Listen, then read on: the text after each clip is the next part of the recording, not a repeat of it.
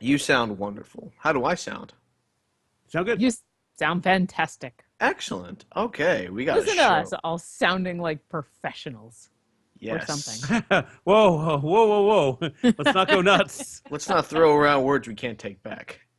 Uh, I will throw around professional as often as I can or want to. Hi, I'm Jack, I'm Jonathan. And I'm Lauren. and we are Glibshart. Tonight, a look back at. Actually, I don't even have a show ready. I mean, do we really want to do that anymore? I think I'm the only one who has an enthusiasm for this. Yes. Yes, you Yeah. are. Then again, you're also the only one that does the main part of the intro, so you Right. can kind of do So whatever you want. that's the thing. Like, I need to come up with something if we're talking about just shooting the breeze. Like, I want to say something more than that, even if it's blatantly not true. Like, it's a look back at the KET series Adult Math. Well, here's the thing.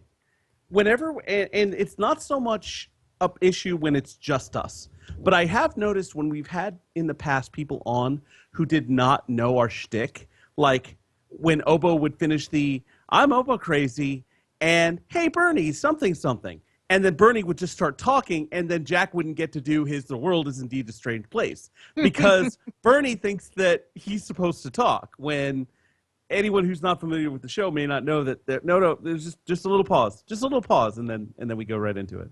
Right. Ah, that's okay. When we have guests on now, it's more of a novelty, and it's interesting when we can interrupt each other and a little break in the monotony, as it were. I'll find a new way to sort of kick open the shows, I think, or just go right into This Week in Geek. Which, by the way, hey, you're the lovely, the talented, the amazing Obo Crazy, aren't you? Are you here to do a little something that we call This Week in Geek? I am, and maybe even more than that. First, if you haven't been keeping up on the news of Halo 5 Guardians, today is a very interesting day to go Google Halo 5 and specifically Forge because 343 put out a giant article about the new Forge, which looks, frankly, insane. Now, I've never been someone who can forge. I'm a player. I'm not a creator. I'm the first to admit that. But we've all been around in the Halo community long enough to appreciate not only Forge itself, but the people who can do it really well. Hell, Griffball, which is deep in our tradition as Rooster Teeth people, comes right from our community and from playing around in Forge. So it is definitely a fascinating read to go and see what people who are either going to forge or want to be able to make their own maps in any way or are going to be playing on those maps, what you can do. It's absolutely ridiculous. Just in all of the different fun things that they talk about, there's a whole video and everything. Let me just put it this way: 1,600 objects. That's right, 1,600 objects, which is hundreds more than they've had before. So definitely go take a read. It's on halowaypoint.com and see what's going to be happening. It sounds like they're actually releasing Forge later in the year. It's not going to be part of the core game, but hey, I think that gives everybody a chance to play the game a little bit and then go Forge crazy. Now, if forging isn't your game, if instead you like, say, Star Wars or other props and things to play with, then you probably were watching the Hollywood auction number 74, which was run by Profiles in History, which is a prestigious auction house, which last Thursday had a gigantic geeky auction. Bidding was fast and furious on a feast of geeky gold. More than 1,900 individual lots went on the block, representing nearly 100 years of geek history, I guess, in general, including archival concept art, original screenplays, personal letters, autographed photos, rare costumes, sci fi spaceship miniatures, posters, books, movie cameras, screen used pistols, ray guns, lasers, and even an authentic Willy Wonka golden ticket and a Shatner hairpiece from the original series. Amid some of the more coveted nerd-oriented Star Wars items available were Princess Leia's slave bikini, an actual filming miniature of the famed Rebel blockade runner, the first spaceship seen in Star Wars opening, a screen-used Rebel fleet trooper helmet, and an actual Rebel Guard jacket. probably one of the bigger items was George Lucas's hand annotated script page, which, you know, if you want to see what he does in the side margins, that's kind of cool. There was also Jabba the Hutt maquette, a Darth Vader production mask, Sarlacc tooth from Return of the Jedi, and a whole bunch more. The Rebel blockade runner's hammer price weighed in at $450,000, which is the most ever paid for a Star Wars artifact at auction in history. All told, Profiles Hollywood auction number 74 hauled in $7.3 million after it was done, which is pretty amazing. You can check out the whole thing by go ahead and go to the Googles. It's all there. I actually like the golden ticket. I think it's a pretty neat piece of history, and it is kind of one of a kind things. Finally, this is admittedly a little less geek and a little more close to my heart. So I am a classical musician, and sometimes it is hard to convince people to come and see my concerts because there is this stigma of classical music, orchestral concerts being this super serious, dour place where everybody needs to know exactly what they're doing and dress nice and act proper. And theater kind of goes along with that, especially even musical theater. There is this overwhelming idea that you need to act proper and nice and good and know exactly what you're doing. And if you don't, you are going to be just ridiculed and booed, which is why it's so hard to get new people to come to the audience to see productions these days. And it doesn't help when people are just in general assholes. And one Broadway star just took family friendly to the next level. Actor Kelvin Moon Lowe, who is performing on Broadway in The King and I, blasted audience members on Facebook for their callous reaction to an autistic child who disrupted Wednesday's Lincoln Center matinee. He said, quote, when did we, as theater people, performers, and audience members become so concerned with our own experience that we lose compassion for others? So basically what happened was this mother brought her child, who is somewhere on the autistic spectrum, to see this performance of The King and I, which I think everyone would agree The King and I is, amongst many other things, super family friendly. It is something you want to bring your child to. And apparently, for the first 2 hours and 45 minutes of this show, because let's remember, it's musical theater, these things can go on for 3 hours or more, the child was perfectly normal and quiet and enjoyed the performance like anybody else, which for any child, no matter whether they're autistic or not, is amazing. And then apparently the child started to act up and began yelping. And the audience, instead of just ignoring what was going on, because that's what you should do, you should be paying attention to what's up on stage, started shushing and booing the child. The child then the mother tried to remove the child from the theater, but he, being autistic and getting basically booed at by the entire audience, grabbed one of the railings and started to shriek. And so it took a while for the mom to get this child out of the theater. And so a whole bunch of people went to Facebook and complained about how the child ruined this performance and how they shouldn't have let this child into the theater. And so one of the stars of the King and I responded and said, I'm angry and sad. I just got off stage of today's matinee, and yes, something happened. Someone brought their autistic child to the theater. You think I would admonish the mother for bringing a child who yelped during a quiet moment of the show? You think I would herald an audience that yelled at this mother for bringing their child to the theater? No. Instead, I ask you, and then he goes on to talk about how upset he was at the reaction that the audience had over this child, and basically reached out and said, I want more moms to bring their children. I want more autistic families to come. We specifically do performances that are autistic friendly if that's what you need. And if not, I don't want you to be scared away by really overly serious audience members. And then he admonished all of these people for basically acting pretentious and not just trying to have a good night.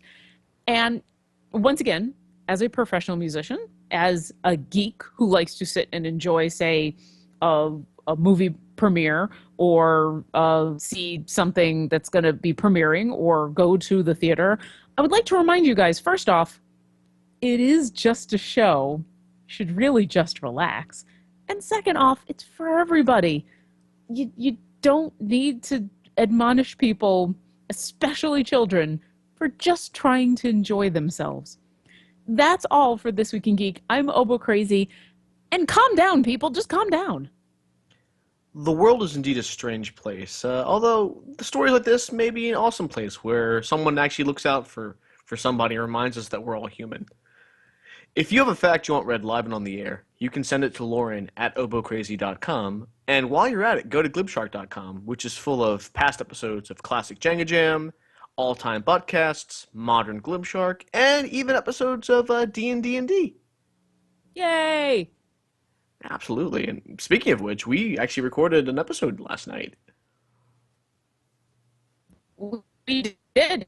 And the second episode, which we recorded a couple weeks ago, just went up last night. So if you are listening to this, hopefully you have heard some new adventures of the party and what they've been up to, basically eating pies. Yeah. There was lots of pie eating. And I listened to episode 2 actually on the way home today, and gosh, I love the whole like sign off there.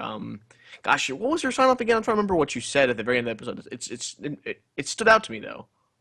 Oh, well, you are just gonna have to. People are just gonna have to go and listen. So I'll explain it a little bit because it's gonna be slightly different. We record for 2 to 3 hours at a time, and obviously we don't necessarily want to put out 3-hour episodes. So I've been cutting them up into approximately 1-hour chunks. It seems like an hour to an hour and a half is pretty good, basically cutting each recording session into 2 different episodes. So when we record, I open with a recap of what happened last week. We introduce ourselves, we record, and then we end it. Which means when I split those episodes in half, episode 1 has the opening, but has no real ending. And episode 2 has the ending, but no real opening. So I came up with bookends to match up with the other sides, and I'm glad you enjoy it. Yeah.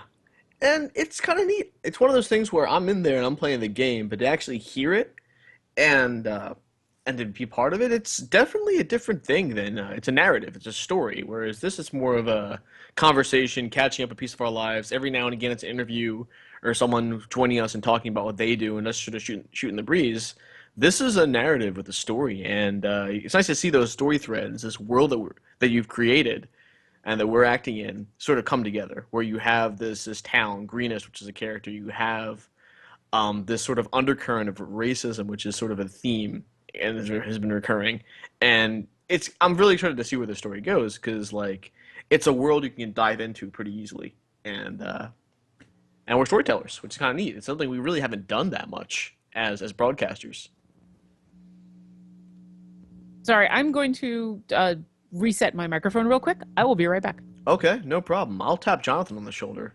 Yeah, I have been really enjoying myself, and I feel like I do have to apologize because I think that I put to rest something you were trying to do, and I was getting a little impatient because I had been drinking, and I just wanted to kind of get to the story and get to the fight. And you got to understand where I come from, though. I love my RPGs with the smallest font, lowercase r. That's okay. And I'm just all about getting to the fight. And I feel like my character kind of is good for that because he doesn't care about the minutiae. He just wants to get to killing stuff. Yeah, that's great. Where's the fight? That's basically Magimuscular right there in a sentence. And that's okay. I mean, it takes all kinds. I have to admit that as a player, I find it much easier to be a min-maxing fighter type person than the RP. And it's only been recently that I've really grown into doing some more of the actual role play. And that's now kind of a fun challenge for me. Can I go through with that? Can I play a character who isn't necessarily completely aligned with me and really dive into that character? But you know what? It's different for everybody. We have different people in the group, some of whom like that kind of role playing and are less comfortable with the combat. So it's been an interesting challenge throwing you guys bits and pieces of what everybody wants, and also challenging everybody a bit. Yeah. I will say that that of all the players from the last couple of days or the last session, Jules has been killing it. Oh yeah. Well, you all have. You've all been playing off each other super, super well, and certainly, it's going to be a couple weeks before people hear what we did last night. But she had some amazing role play in the last game, to the point where I was actually afraid for her character because of what she was doing. But it was a ton of fun playing off of her, and yeah, it's been great fun. Yeah. And it makes for great storytelling. I feel like particularly Jules and I guess John's character, Carlton Tanks, they're very well defined. It's so early on, but I mean, you clear as a bell. I think you'd have a pretty easy time describing like who they are and what they're doing and impersonating them at this point. With I mean, Jonathan is that way too. I think with my character, I'm still getting my hammer down as to who he is, and I have the backgrounds and stuff, but I think I'm not used to it. I think I'm the one. I mean, other than Jules, I might be the one with the least experience with D&D. So I'm trying to find a way to sort of balance this character who's trying to do good, but whose instinct might be to be callous or to be selfish. Because, And but he's trying not to be selfish because when he does, bad things happen and villages tear each other apart. And I think I've said this before. There's no hurry. I've certainly been in the position where I've played characters who were very well defined when I started playing them, and I've played characters who, as I played, defined themselves just in what I instinctually decided to have them do or what happened to them. So there's no wrong way of going about it as long as you continue to have fun.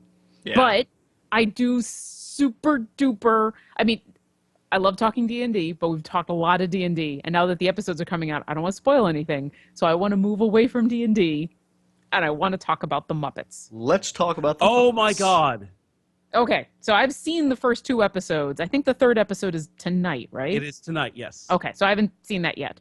What have you guys seen? I have seen the first two episodes. I've seen most of the Groban one, which I think is the second episode. Yes. Yeah. And I mean, read some of the previews going in, or some of the reviews, and saying, "Oh, it's not your parents' Muppet; it's different. Kermit's kind of a jerk now." But it's a modern retelling, and I think it makes it much more relevant than it would have been if they're just trying to recreate something that's 30 or 40 years old. It's the same characters, but you're sort of seeing them in a kind of modern lens, telling the kind of stories that they couldn't tell 40 years ago, and that to me is very vital and fascinating.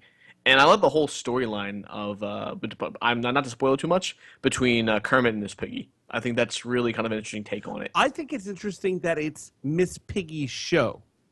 It's not Kermit's show at all. It's Miss Piggy's show. And so Kermit really isn't the star of the show. Miss Piggy is. Right. And I think that adds a very interesting dynamic, especially given what's happening with some of the characters. But I think that the writing of this series is exceedingly clever. Like, the fact that they are able to reference so many different adult topics without actually referencing them is just brilliant. Like, it's just an absolute brilliant show. I'll say this. I liked the second episode better than the first, and I think it has much more potential now. I was slightly disappointed with the first episode, mostly because there was a teaser trailer that had come out that was super short. It was only like a minute, and I thought it gave away all of the best lines from the first episode. And it was, we've talked about this kind of thing for trailer spoilage before, movies especially. Now that I've seen the second episode, I don't mind it so much because I feel like if I hadn't seen that original trailer, which did something that most trailers don't do, especially comedies, which is I actually laughed. I laughed out loud at some of the stuff that happened in that teaser. And it made me want to see this. I don't think I would have been as gung-ho about seeing a new Muppet show because I might have been much more cynical. So I watched the first episode, and there were a couple of other little jokes in there that I found funny, but overall it was like, oh, the funniest bits were in the trailer. That's kind of disappointing. And then the second episode came along, and I liked it a little more because it was all completely new. I do agree that the writing is really, really good. I'm not finding it as funny as I wanted it to, but the moments that I find funny are very funny. So I'm hoping they're kind of hitting their stride. I like the constant walk on or guest jokes that are happening. I feel like the late night talk show setting is the perfect vehicle for that. I mean, I thought the best thing about the one episode was Tom Bergeron. That was fucking brilliant. I loved Tom Bergeron in that. I thought he was great. I thought what the Muppets were doing with him were great. I love the fact that here is in the grand tradition of comedy satire and the Muppets in specific, here is an actor portraying a version of himself and making fun of himself.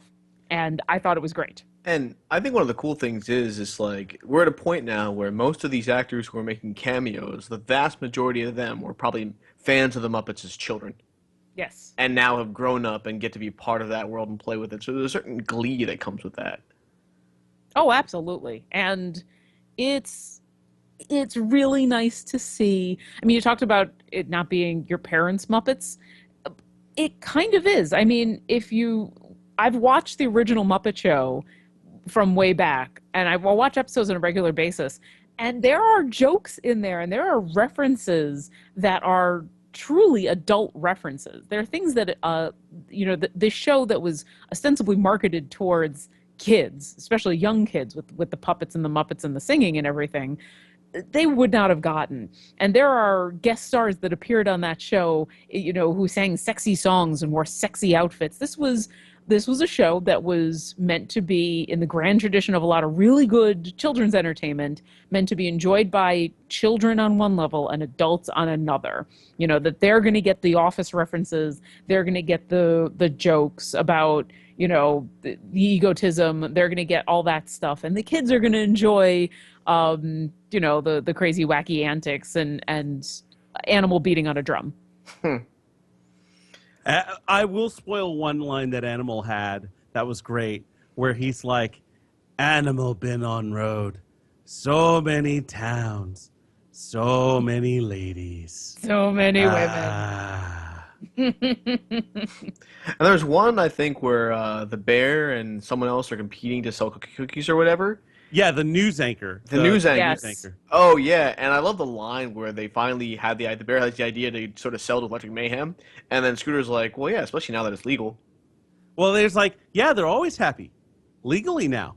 Yeah, that's right. That's the line. Yeah, Scooter has always been the straight man in the Muppet Show, and they're super duper playing that up now. He I think gets some of the best lines. Well, they kind of have to. Now that Kermit's kind of going on this kind of interesting character arc where usually he's a force for good or someone who's exasperating and reacting to the other Muppets around him and trying to move towards good. Now he's kind of acting a little selfishly. It's kind of interesting to see a Kermit the Frog that makes mistakes. See, now, well, he's always been a frog that makes mistakes.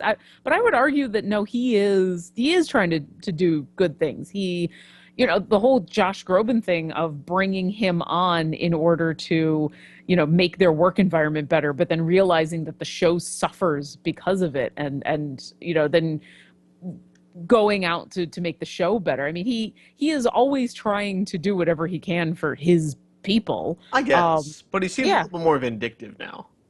Like, especially the way he goes after Josh Groban, which is pretty funny. Yeah. Well, and they have a very surprisingly adult conversation with each other about that, which I think you could only get in the Muppets. And then the hilarious, well, I'll just jump over you kind of moment also can only happen in the Muppets. So right. I've really been appreciating the show. I'm going to continue to watch it. It has not been as outright funny as I was hoping for, but as I said, maybe I need to watch a little bit more and get another few episodes that I don't know what's going to happen under my belt. So and now that I have a cable box in my bedroom, I can probably catch up on some before I go to bed. There you go. Convince my wife to sort of give it a shot. It is still a super short series. I mean, it is 22, 23 minutes once the commercials are taken out. So totally worth it. Right. Okay, so we're talking TV. Have you guys seen the new Agents of S.H.I.E.L.D.? Sadly, not yet. Neither have Okay. I. And I Okay. want to, but it's been harder to sit down for an hour and watch it than it was to Then we sit down and won't watch talk a Muppet. about it because I've seen it, I liked it, and stuff, things.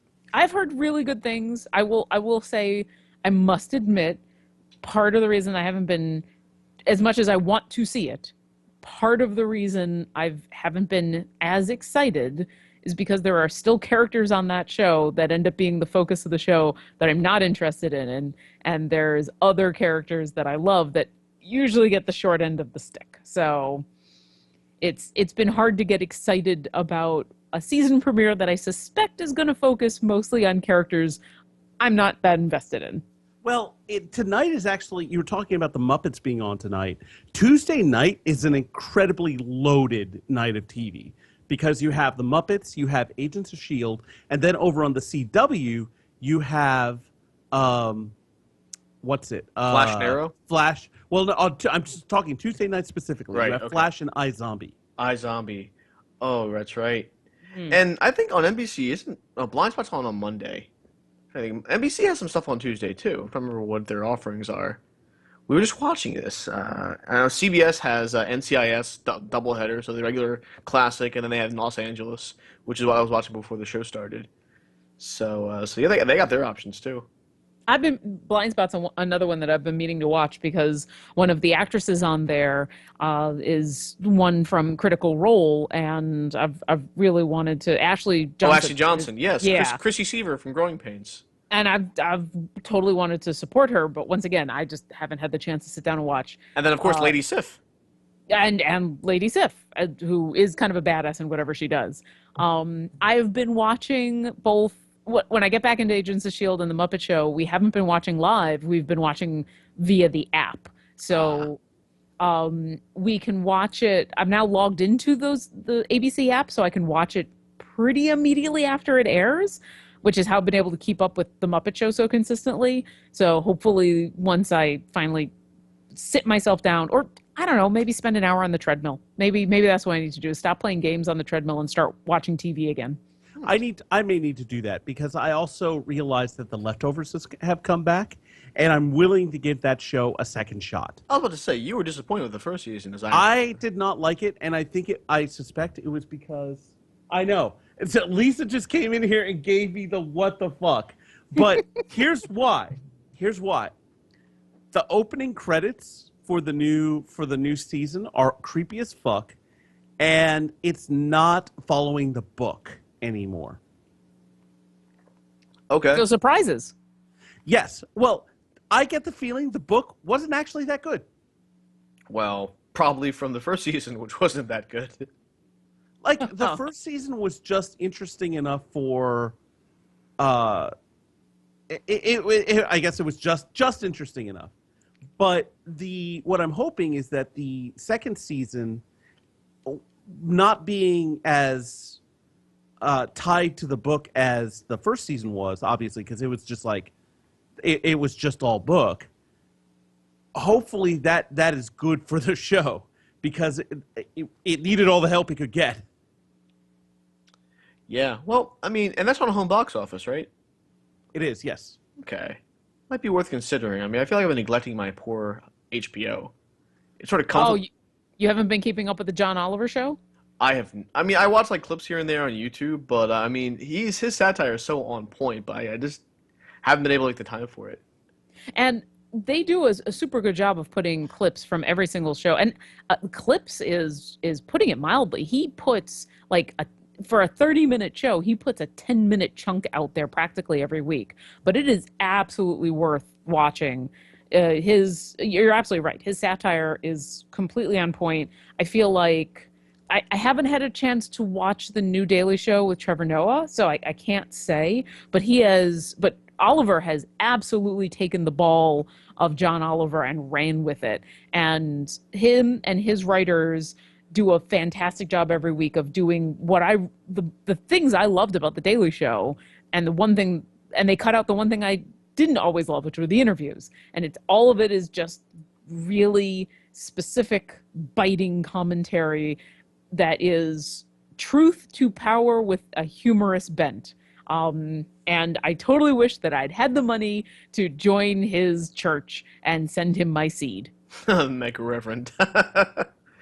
And the one thing about John Oliver is he can do more because he's on HBO, and I think right now he's a more seasoned comedic talent. A guy like Trevor Noah has only been doing stand-up for a few years now, and I think he was hired largely based on potential more than his track record. I mean, he's funny, and he has a lot of promise, but I think he's still growing and still evolving. I mean, so Well, it took Jon Stewart like a year to get into his it did. position. And keep in mind, Trevor Noah is the third host of The Daily Show, not the second. Yeah, Unless we, everyone forgets Craig Kilborn. Yep. And rightfully with good so, 'cause yeah, he's with, kind of a dick. yeah. But it did take Jon Stewart some time to find his voice, and Trevor Noah will probably go through the same thing. If I could do a sports metaphor, I would say maybe Trevor Noah is like Nelson Aguilar, like a rookie with a lot of upshot, but is still like feeling his way around things. And then I guess John How Oliver. the fuck did you make the most like obscure sports reference possible? Well, Because he's an this Eagle. is Jenga, he makes nothing but obscure references. And Aguilar's on the Eagles, so of course I know who he is. And Does then that mean I could make an old school Bills reference and you guys will be all, ooh, she made a sports reference? nice. Like I'm trying to think like who, and John Oliver would probably be like. I mean, he was like a preeminent wide receiver now, like who's like the guy. Well, and I would also, not to interrupt your fantastic sports metaphor, I would argue that his show, you'd said, well, they can do more because they're on HBO. To be very honest, I don't, with the exception of the occasional F-bomb that he drops, I don't think there's anything on that show that they do that they couldn't do on Comedy Central. And hell, with the exception of what may or may not be Mitch McConnell's genitalia. That was season one. They could bleep that out, and you know what? It's on the Daily Show. They would often either pixelate things or bleep things out as well, and then you could hear the uncensored bits online. So, but as far as like the content and the stories and everything, I do think it's just HBO said we like what you guys did on Daily Show. Come over and do Daily Show some more. Yeah, I mean it's a little different in that he has a lot more time to go into a story. He's not handing it off to different anchors necessarily. Like where the Daily Show is more of an ensemble piece, where I guess Noah is in the anchor's chair, but he has like a whole cast of characters. I mean, to some extent, Oliver has that too, but really, John Oliver is sort of the driving force in a way that I mean, it's mainly him in that half hour. Yeah. I totally agree. He is essentially delivering a 30-minute comedic monologue. And it is written, obviously, by a group of talented writers with a ton of research behind it and a lot of really good facts. But he is behind a desk in a chair for the comedic trappings. But yeah, it's just him. He could be on stage with a microphone, and the only difference is you wouldn't see the pretty graphics they come up with, which is funny because I do like it when they talk about a country and they show a map where the country is, and he says, you know so little about this country that you don't even know that that's not where that country is. It's actually here. No, wait, that's not it either. Fooled you again. And he's caught me many times. I've been like, I don't know if I know where that oh, yep, no, I don't know where that country is. I mean, he wouldn't get me. I'm a former Geography B champion. I could find Burkina Faso if I had to. Nope, he gets me. I'd like to think that I am intelligent enough to know in general where most of the countries of the world are, or at least given enough time I could sing the Animaniacs song and figure it out, because the Animaniacs song goes in hemispheres. So as long as you give me about 4 minutes, I can at least tell you what continent it's on. Well, just remember the Spanish Sahara is gone. Yes. Nigeria, Chad and Liberia, Egypt, all right. And Gabon, I think. Yes.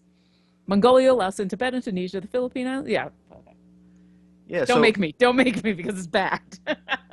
And I know Netflix has Jessica Jones coming up next month. Yeah, yes, I read a little like a sort of primer on Jessica Jones, kind of what she's about and some of the history.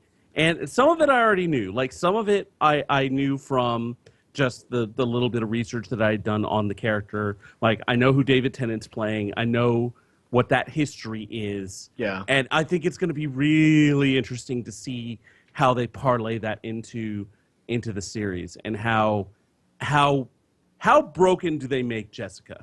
Like, and I think it's going to be pretty broken, and I think a lot of people are going to be surprised. I think the alarm clock thing, like trailer, gave us a lot about what it's going to be, like in terms of the demeanor of the character, where she is in life, and what she's doing. Like, there's a lot of carefully placed pieces there. Everything is there for a reason, every piece of it. And let me say, like Jessica Jones, the character is one of my favorite in Marvel. I have Alias, which is the basis of the series. It's a Max series. It was meant not for all ages. It was actually adults only series, and one of the first that Marvel ever did under their Max line. And I have the omnibus. I'm looking at it right now from my bookshelf, and I'm gonna reread it again. I think in preparation for the series. The one thing they're changing though, her friend in the series is Ms. Marvel, Carol Danvers. I think because of the movie or whatever, they're making it Patsy Walker, who ends up becoming like Hellcat, who's sort of their sort of chick Archie character in Marvel back when Marvel did things other than superhero comics, and they decided, hey, we'll make her a superhero too. But I think she's a perfect foil for someone like Jessica Jones. I must admit, I don't know anything about this character, and I haven't looked into her at all, and I feel a little bad, but I feel like before I dive into another Netflix show, I need to finish watching Daredevil. You definitely need to finish watching Daredevil. For the action sequences alone are incredible. I And know. just the character arc of it, just seeing the show, the two diametrically opposed forces of Matt Murdock and Wilson Fisk, it's it's so rewarding. Yeah, I didn't expect it to be as good as it was. Like I coming off of the movie from 30 years ago, which wasn't. I mean, there are worse things than the Daredevil movie. Not many, but there are. And to see it go from that and actually having time to expound the story, it's rich, it's rewarding. Lauren, make the time for it. I think you'll be happy. You did. I you've said nothing that I haven't heard already from many other people, my husband included. Right. I, I absolutely maybe as I said, maybe I need to stop playing games on the treadmill and start actually watching Or stuff again just because alternate. Do a game day and a movie day. Game day, maybe TV day. I have heard, I mean, this is topical. There was a news report that came out just now, just today, I think, that says that up until today, the recommendation for exercise was about 30 minutes a day. If you can get in 30 minutes a day of some type of moderate exercise, you'd be healthier and happier. And now scientists are saying that's probably not true, that it might be 2 to 3 times that maybe it's more like an hour and a half worth of exercise a day. So I've been doing consistently 30 minutes on the treadmill, if not more. Now I definitely need to do more. I mean, that stuff changes, I feel like, every couple of weeks. Like, first they say no red meat, then they say lots of red meat, then they say some red meat, then they say red meat while you're riding a unicycle. It's hard to keep up. Well, it's always hard to keep up on a unicycle. That's true. Yeah, here I've got the Washington Post article right here because it didn't sound like because they've talked about this 30 minutes of exercise for quite a while. 30 minutes a day of moderate exercise, and of course the Washington Post is there. We go. Researchers reviewed 12 studies involving 370,460 men and women with varying levels of physical activity. Over a mean follow-up time of 15 years, this group experienced 20,203 heart failure events. Each of the participants self-reported their daily activities, allowing the team to estimate the amount of exercise they were doing. They found that those following the 30 minutes a day guidelines issued by the American Heart Association had, quote, modest reductions in heart failure risk compared to those who didn't work out at all. But those who exercised 2 to 4 times as much had a, quote, substantial risk reduction of 20 to 35%. Wow. So the magic 30 minutes a day number is not necessarily magic. That it helps, it's better than nothing. Yeah. But better than nothing isn't necessarily what you want. What you want is significant change. So Especially to counteract all the sitting we're doing. I was reading something about how devastatingly bad it is, like that we sit all day, where most of us sit all day at work, and the damage it does to our spine, to our stomach, to our buttocks, and the things that you can't recover even if you exercise after having done that. Like it's like you do 8 hours of damage to your body a day, and then you try and reverse it in a half an hour, and while the half hour is definitely better than doing nothing at all, it's not going to undo all that damage. yeah, and It's they funny do. that It's Go funny ahead. that this comes up now because one thing that I've been doing recently at work is doing 30 to 45 minutes of time on one of the treadmills we have in our little gym playing Hearthstone. And that has been, I gotta say, that has been really helpful.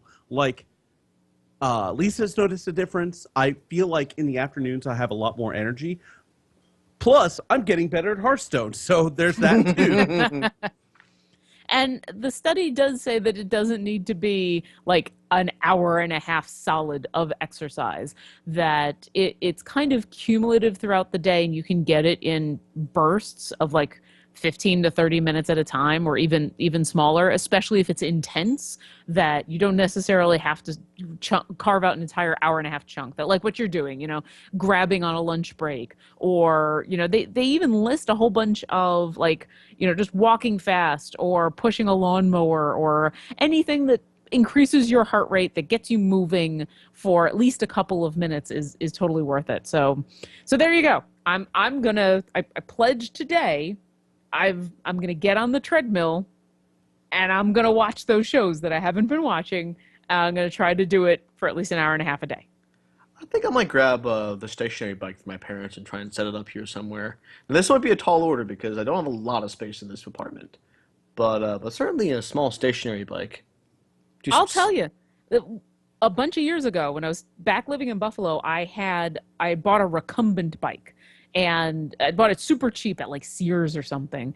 And I would sit in the recumbent bike, and yeah, biking is, especially in a recumbent bike, not necessarily as good of an exercise as say treadmilling or something else. But I would sit in that thing and I would either watch. I couldn't. I still can't play like Halo. I can't actually play a game that involves a lot of manual dexterity, but I could watch. This is back in Halo 3's heyday. I would watch my saved films and I would do clips.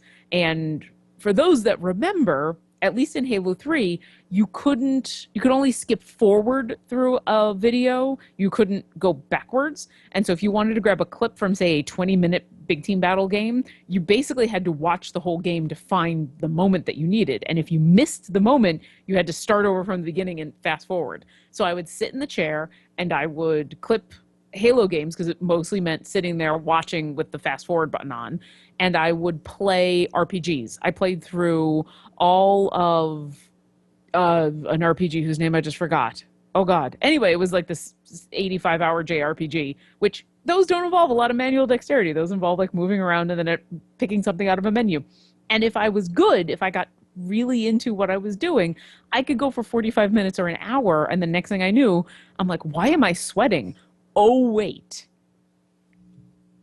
Yeah, I find that I sweat a lot more when I'm walking during that workout with Hearthstone than when I am just walking or even running.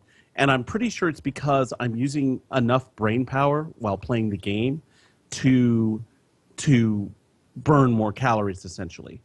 And one thing that I have noticed is that I have gotten better at kind of just staying with it, because I would often lose when I first started. Like, I would just lose a lot. And now I'm finding that I'm actually winning a few games. So that's kind of nice. Yeah, and I've found, for me personally, as long as I have something to look at, I can't just listen to music or a podcast. I have to keep my eyes occupied, or else all I'm doing is looking at the time tick away on how long I've been on the treadmill. But if I watch TV, or read a book, or play a game, or if my eyes are engaged at looking at something other than the clock, I will manage to stay on the treadmill a lot longer. Yeah. So there you go, kids. Go play all of those evil mobile games you've been hearing about, and get on a treadmill. There you go. Like a lot of games you can play on the treadmill effectively. Oh yeah, definitely. It's unless you're doing a lot of hardcore running, it's pretty easy. So I have something to report here. While we've been doing the show, I have been doing some Destiny with our friends Dop and Dr. Jones. Again, congratulations, Dr. Jones. He just got back from his honeymoon. He married the lovely Fireball, and we talked a lot about it last week. But anyway, so right before we went in, I have a Warlock, and I bought a piece of armor called the Starfire Protocol. Starfire Protocol is one of my favorite armor pieces because it allows for a second fusion grenade. It's just really a solid piece of armor. We go through the Nightfall, and my fucking reward at the end was a goddamn Starfire Protocol. Yeah. Now, this is tempered by the fact that the one that I bought from the armor blueprints is actually better. It's got better stats, better rolls, and the stats that it buffs are also better. So there is that, which is kind of nice. But still, the Nightfalls I find in the Taken King have been a little wonky. Either they don't give you shit, or they do give you shit. It just in the realms of terrible stuff, or it just seems like they're more cruel with their rewards. Well, I mean, it's still a step in the right direction compared to how cruel they were with the rewards back in the day. No, Nightfalls previously were a lot more lucrative. They were harder, but you tended to get better stuff. I found that the Nightfalls so far that I've run have been especially not lucrative, and I think the first one that I ran was probably the best when I want to say Izzy and I forget who our third was, but Izzy got a Truth and I got a Suros regime, and new Suros and new Truth, so they were immediately useful. But anyway, I've been running a lot of Neverwinter, and I've managed to get all of my armor and weapons to be blue, and I have a horse. I'm actually wearing a blue emblem right now. There you go. Yeah, I got when I was at PAX a couple of weeks ago, when I was in line to... Have I talked about playing Neverwinter at all on this? I feel like I have. A little bit, but we could probably stand to hear more. It's not Destiny, so it's probably good. I will... Well, and I will keep it super short. So I went to go see the Chris Perkins DM panel, which was mostly him giving a kind of a fabulous educational lecture. Anyway, in line, not only did a whole bunch of people come around from Wizards of the Coast, specifically the people who'd made Neverwinter, which is the online MMO for both Xbox and PC. They came around with brownies and cookies and codes for a companion, which was a specialized companion, a special version. And I admittedly have been thinking about at least loading up the game and checking it out already for a while, because it is a free MMO on the Xbox, and then there's elements in where you pay to buy things. So it's got microtransactions. So I got this code for this awesome bird that's on fire, the Phoenix. It's cool. I'm like, why not? I'm kind of in between games at the moment. The only thing I'm really playing besides Halo, when I've got friends on, is just some silly mobile games. I'll give this free game a try. I have no money. So I've been playing, and I've been basically playing an MMO the wrong way. I've been playing it by myself. There are dungeons and skirmishes that you can do that require 3 to 5 to 7 people, but there's matchmaking involved in all of them, so you queue up and you can join with a whole bunch of random people. I have never spoken to anyone. I don't play with the headset. I barely even play with the sound on, because like a lot of MMOs, the sound effects and the music get a little repetitive, but it's a gorgeous world. I am definitely an RPG nerd, that I like seeing stats go up, and I like seeing that, my progress bar get bigger and my numbers get bigger. I enjoy that. And at its core, it's a solid action MMO game. I am enjoying it. It is, I jokingly call it my mindless game, because I can't play Halo without thinking about strategy and positioning. The MMO is, it draws a little quest path, and it says, go here and click on this thing, and now go over here and click on this thing, and go over here and click. Like, there's no thinking really involved, at least in Neverwinter. So I've been having a lot of fun with it. I don't know how much longer I will play it once Halo 5 comes out, but it's been fun. And as long as it remains free, it'll probably be a thing that I load up every now and then, especially when I want to just zone out. And then the other thing is Luke and I got the so the re-release of, or not re-release, but the updated King's Quest, the episodic game that's coming out. Chapter 1 is out, and we played through that on Sunday night, actually. He bought it, and we basically played it as a team. He did the controls for most of it, and we both picked, tried to figure out some of the puzzles and everything. It is punerific. Oh my God, it is full of puns. It is ridiculously punny. Jenga, you'd love it. It is, the art style is gorgeous. Luke's actually doing a second playthrough right now as I speak, and it's this really gorgeous hand-drawn art, and the shading on it is great. The puzzles straddle that line of, for those of us who are old school adventure puzzle people, like Monkey Island and Maniac Mansion and all those games, they're not quite as ludicrous. It's not quite so get to something and try everything, but there's some of that, and I do like that the characters acknowledge that and make fun of it. Christopher Lloyd actually is the main narrator of the game, and he is funny as shit. You're playing him, but you're playing the younger version of him, and so he will say things like, at one point you pick up a hand axe, and it's right at the beginning of the game, and he literally says, because he's telling this story of the game you're playing through to his granddaughter, and he literally says, and just before you ask, no, I did not run around trying to use the hand axe on everything.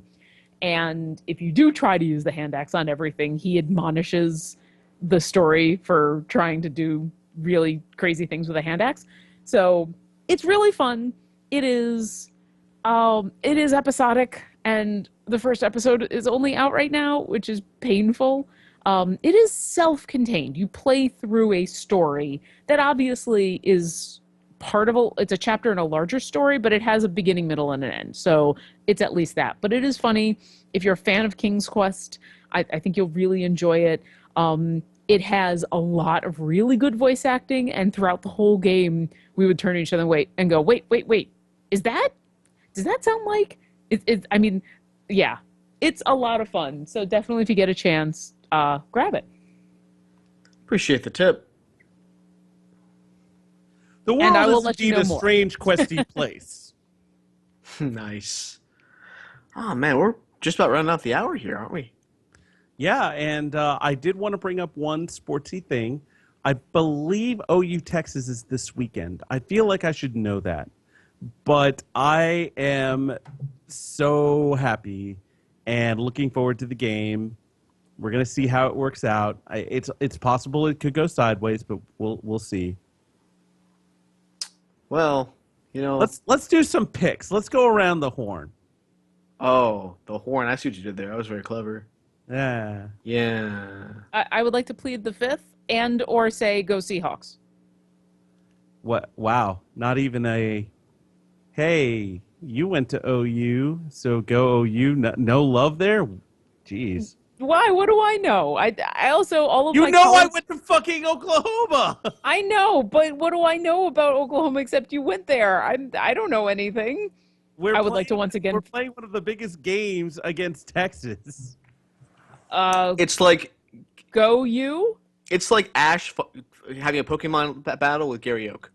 Yeah. That's the magnitude of it. Okay, it's like Ash having a Pokemon battle with Gary Oak. You are classmates with Ash, and when Ash is like, "Hey, so I'm going to have a Pokemon battle with Gary Oak," who you're going to root for? You're going to be like, "I like Portal."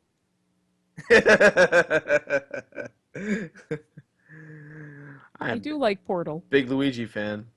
But let me say this: like, even though we have two, OU alumni on the Philadelphia Eagles now in Sam Bradford and DeMarco Murray, they're not doing much for me these days. So hook 'em horns.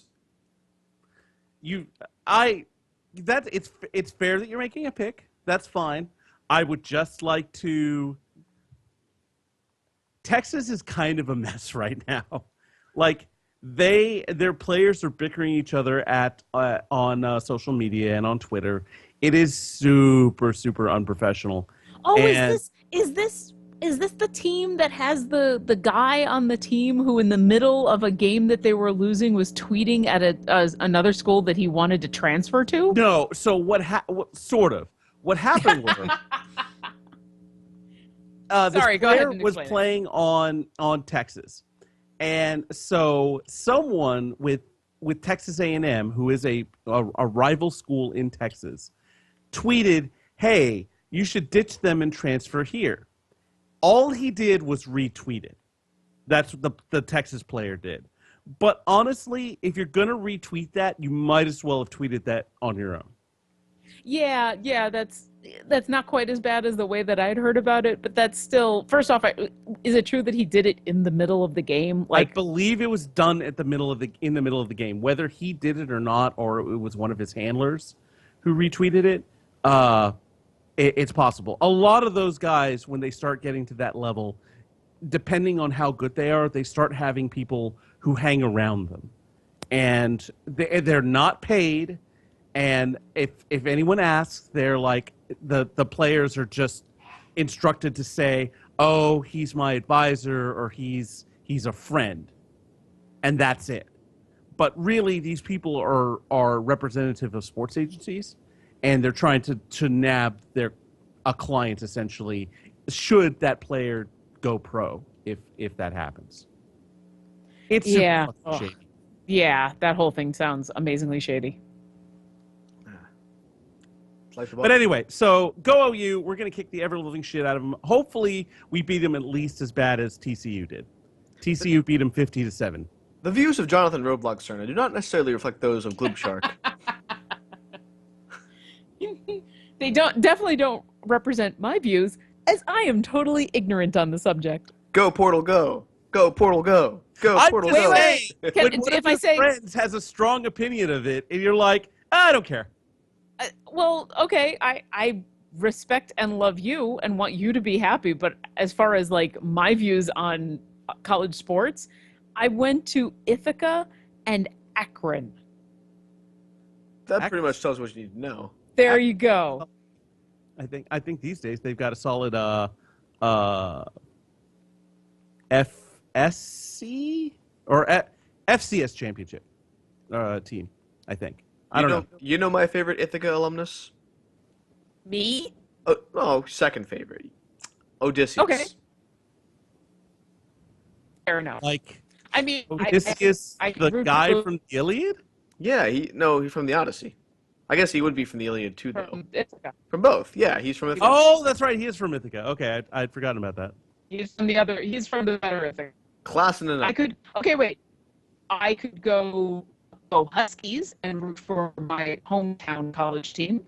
I could go Ducks and root for some of my other friends' college teams. Does that help? No, that doesn't We help. lost Obo there. Just end the show. Yeah. Oh man, on that Can watery you- note.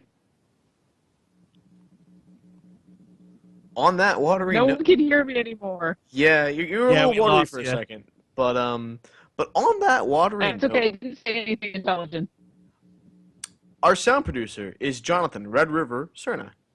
I'm gonna have to fix that, aren't I? Yeah. All right, I can do Looks that. Okay. Our announcer is the inimitable voice actor Bob Ball. And oh gosh, are we dead? I'm still here. Oh, good. So yeah, and our theme music is done by Linnea Boyev. You can actually hear the clip of our theme music and during the D&D episode, which is out now, which everyone should listen to because you guys had a blast at RTX listening to us play D&D. The story continues, and it's a story worth telling. I'm looking forward to having that out for you guys. But on behalf of Lauren Urban, Jonathan Cerna, and the entire Glib Shark staff, this is Jack Edithel saying good night, good health, and good night, Mr. Walters. Boomer Sooner, Boomer Sooner, Boomer Sooner, Boomer Sooner. Texas sucks, Texas sucks. Okay, I'll stop. That's fine. That was pretty good. What an inspirational ending. I was quoting the end of Taxi, but I think the